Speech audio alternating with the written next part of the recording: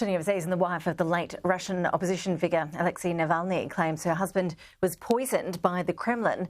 The US is considering sanctions on Russia over Mr Navalny's death. Joining us live with more analysis is Associate Professor Matthew Sussex, Russian strategic policy expert at the ANU's Korabel School for Asia-Pacific Affairs. Good to see you as always, Matthew. Thanks for your time. Unfortunately, without access to Navalny's body, we may never really know what happened to him. Yeah, that's exactly right, Ash. The Russian authorities have been preventing Navalny's mother from claiming his body, and they said that there's been a post-mortem that was inconclusive, and that they're going to do chemical analysis, which is going to take 2 weeks. Now, of course, perhaps coincidentally, that's about how long it takes for some of the more common poisons to degrade. Which is why I think Navalny's wife, Yulia, has come out fairly strongly and say that she believes that that Putin, the poisoner, has struck again. It was quite a stunning display of bravery and resilience on his wife's behalf. She was saying she wants to step into his shoes and continue with his resistance movement against Vladimir Putin. Just how difficult and dangerous is it for regular citizens in Russia to voice that sort of opposition? Well, look, it's extremely dangerous, particularly if you're in Russia. Now, Yulia Navalny is in the position, of course, where she's not.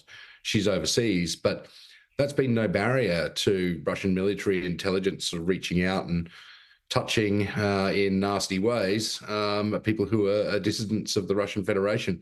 It includes, the former FSB agent Litvinenko in London, who was poisoned with polonium.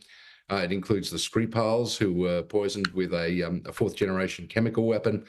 So, the Russian government really has no compunction in killing in extravagant ways those people who it deems to be the enemies of the regime, regardless of whether they're on Russian soil or not. So it will be very, very dangerous for Yulia, I think, to carry on Navalny's legacy, and extremely, as you say, brave of her for doing so. I mentioned the US is considering sanctions. What else can the world really do in response?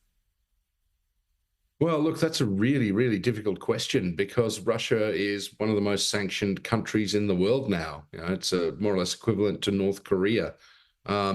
So there are a few things that can be done in terms of sanctions against further oligarchs that back the Putin regime.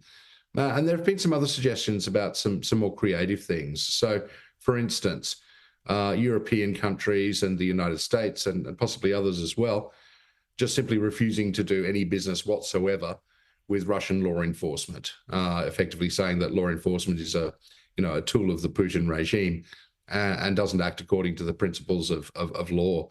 That's one option. Another option would be to have better rules for dissidents and political asylum seekers who want to flee Russia, to make it easier for them. And I suppose the third thing that the international community can do is say, well, we don't agree with your actions against Navalny, and we don't agree with your actions against Ukraine. So, we will continue to arm it to make sure that, you're not able to conquer those around you as well as your own people. Matthew Sussex, always appreciate your insights. Thanks for joining us. Thanks so much, Ash.